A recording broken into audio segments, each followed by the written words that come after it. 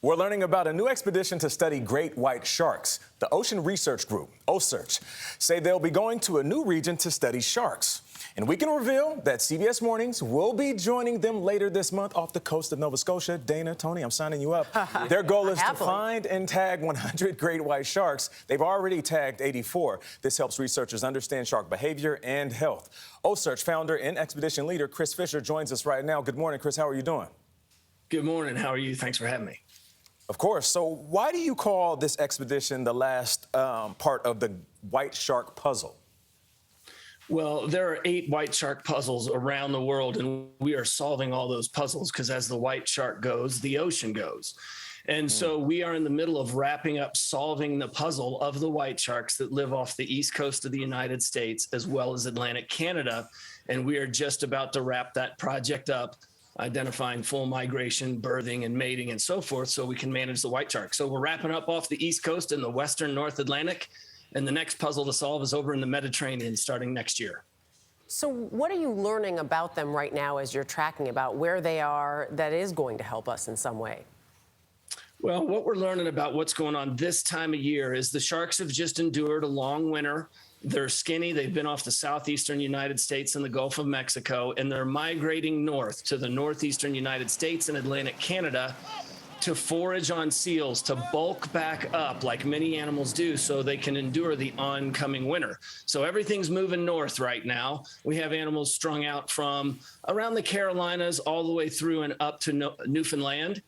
Far north of the northeastern United States. And in the next few weeks or so, they'll all be up north, focusing on putting pressure on those seals so the seals don't wipe out our fish stocks and bulking up for the oncoming winter.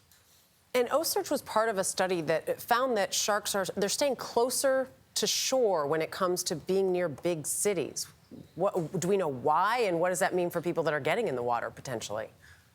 Well, it's not just the big cities. You know, there was a big misconception about white sharks for many years that they were these open ocean wandering animals. When we started our work about 15 years ago and began putting more modern tagging technology on those animals, we began to see that the white sharks are actually very coastal. They're really moving from event to event, which means if there's a big bait run in front of a river, an estuary, they will be up and in that. If there's a fish run, they'll be on it. They're obviously on the seals when they're up north. So before it was thought they were more of a pelagic animal, an offshore animal, but that's just not the case. They're super coastal. We've all been swimming with them all our lives. Nothing's changed. We just know now.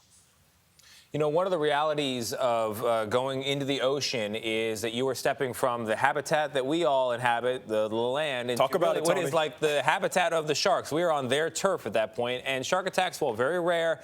They do happen. They happen where I go in the summer in Cape Cod. They happen off the coast of Long Island recently, in California, in Hawaii.